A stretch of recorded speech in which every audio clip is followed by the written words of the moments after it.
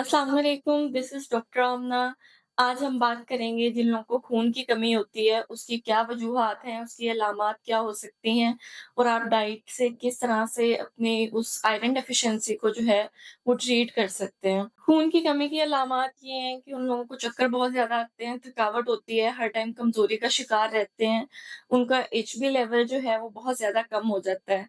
अगर हम डाइट की बात करें कि कौन-सी ऐसी चीज़ें हैं जो कि आपको डाइट में लेनी चाहिए, तो आपको आयरन रिच फूड्स लेनी चाहिए। अब आयरन ज़्यादा किन फूड्स में है, बीफ में बहुत अच्छी क्वांटिटी में आयरन मौजूद होता है, आप बीफ का इस्तेमाल करें।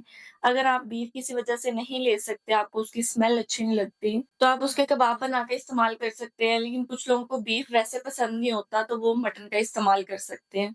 मटन के अंदर भी जो है वो आयरन की अच्छी क्वांटिटी मौजूद होती है।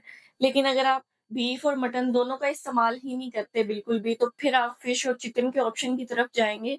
लेकिन फिश और चिकन में आयरन बहुत कम क्वांटिटी में मौजूद होता है। दूसरा जो अच्छा सोर्स है आयरन का वो है सीड्स और नट्स। नट्स में बादाम बहुत अच्छे हैं।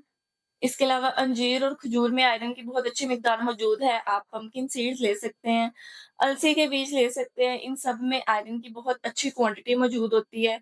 अगर आपको आयरन की बहुत ज़्यादा डेफ़िशिएंसी है, तो आप सेब और चुकंदर का जूस भी ले सकते हैं, फ्लेवर के तौर में आप उसमें गाजर भी ऐड कर सकते हैं।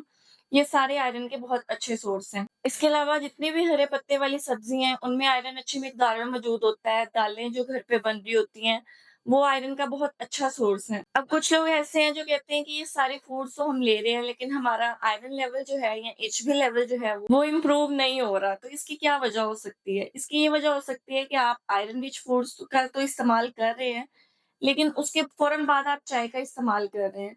तो चाय क्या करती है, जो आपने खाना खाया होता है, उसमें जितने भी विटामिन, मिनरल्स वगैरह होते हैं, वो सारे वेस्ट हो जाते हैं। उसकी एब्ज़ॉर्प्शन जो है, वो सही से नहीं हो पाती। इसलिए आपने कोई भी डाइट लेनी है, कोई भी आपने आयरन रिच फूड लेनी है, उसके फ़ौरन बाद आपने चाय का इस्तेमाल नहीं करना। इसके अलावा जिन लोगों की एचबी बहुत ज़्यादा कम है, 8 या 9 है, वो लोग सप्लीमेंट्स का इस्तेमाल कर सकते हैं आयरन का। सप्लीमेंट्स भी आपने ना दूध के साथ लेने हैं, ना चाय के साथ लेने हैं, उसका इस्तेमाल भी आपने पानी के साथ करना है। अगर आपको भी आयरन की कमी है और आप अपनी अपॉइंटमेंट बुक करवाना चाहते हैं, तो दिए गए नंबर पर राब्ता करें। शुक्रिया।